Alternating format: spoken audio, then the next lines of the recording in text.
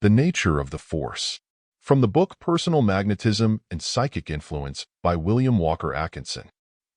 To the minds of most people, the term personal magnetism conveys the idea of a current radiating from the person of the magnetic individual, drawing to him all those within the radius of his magnetic force. This idea, whilst on the whole erroneous, still contains within it the germ of the real truth.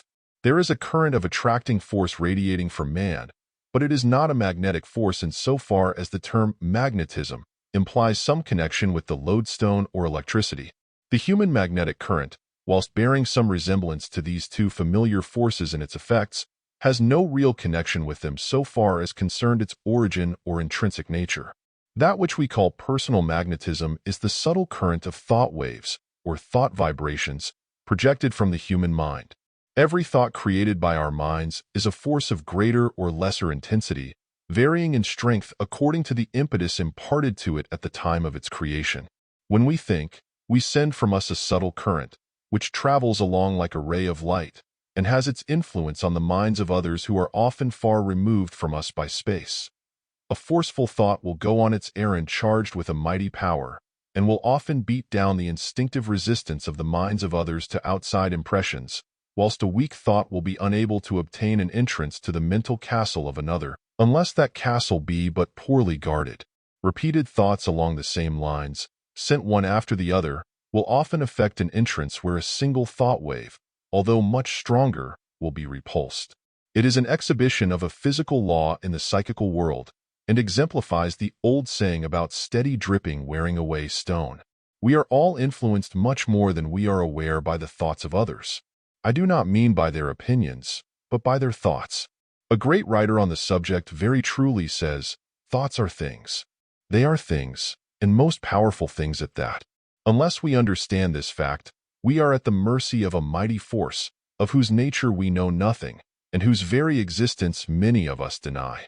On the other hand, if we understand the nature and laws governing this wonderful force, we can master it and render it our instrument and assistant. Every thought created by us, weak or strong, good or bad, healthy or unhealthy, sends out its vibratory waves, which affect, to a greater or lesser extent, all with whom we come in contact, or who may come within the radius of our thought vibrations.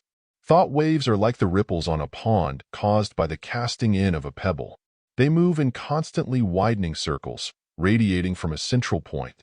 Of course, if an impulse projects the thought waves forcibly toward a certain object, its force will be felt more strongly at that point. Besides affecting others, our thoughts affect us, not only temporarily, but permanently.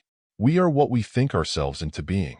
The biblical statement that, "as a man thinketh in his heart, so is he," is literally correct. We are all creatures of our own mental creating. You know how easy it is to think yourself into a blue state of mind, or the reverse, but you do not realize that repeated thought upon a certain line will manifest itself not only in character, which it certainly does, but also in the physical appearance of the thinker. This is a demonstrable fact, and you have but to look around you to realize it. You have noticed how a man's occupation shows itself in his appearance and general character. What do you suppose occasions this phenomenon? Nothing more nor less than that thought. If you ever have changed your occupation, your general character and appearance kept pace with your changed habits of thought. Your new occupation brought out a new train of thought, and thoughts take form in action. You may have never taken this view of the matter, but it is true nevertheless, and you may find ample proof of its correctness by merely looking around you. A man who thinks energy manifests energy. The man who thinks courage manifests courage. The man who thinks "I can and I will" gets there, while the "I can't" man gets left. You know that to be true. Now, what causes the difference? Thought. Just plain everyday thinking, that's all. Of course, the action follows the thought. But why? Just because it cannot help itself. Action follows as the natural result of vigorous thinking. You think in earnest, and action does the rest.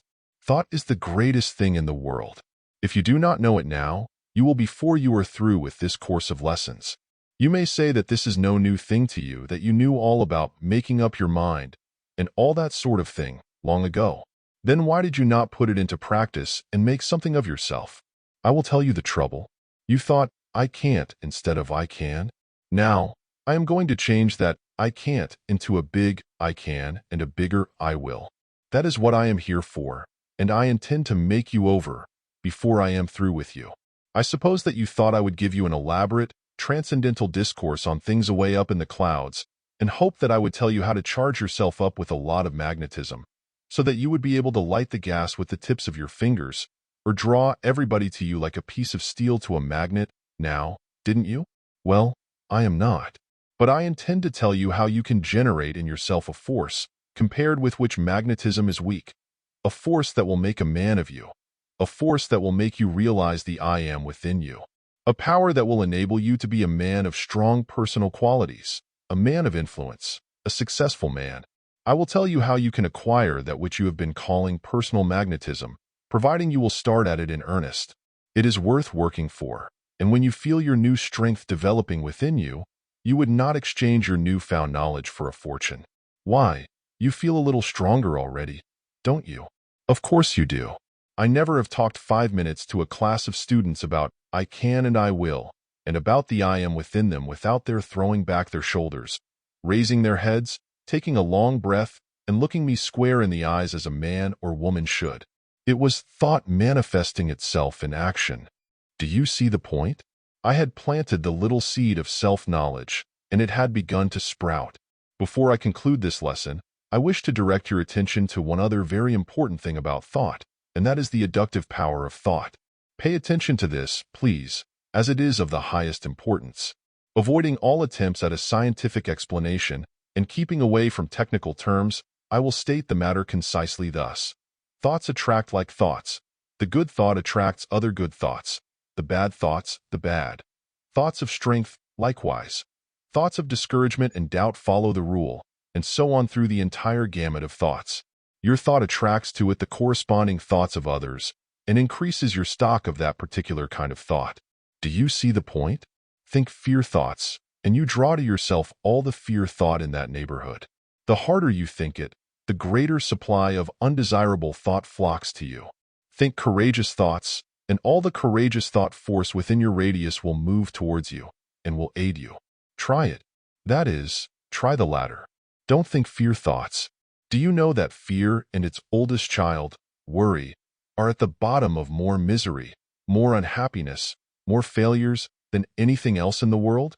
Fear and hate are the parents of all the vile thoughts. I will go into this matter with you at greater length in subsequent lessons, but let me urge upon you now, with all the earnestness of which I am capable, to tear out those vile weeds, fear and hate. Tear them out by the roots.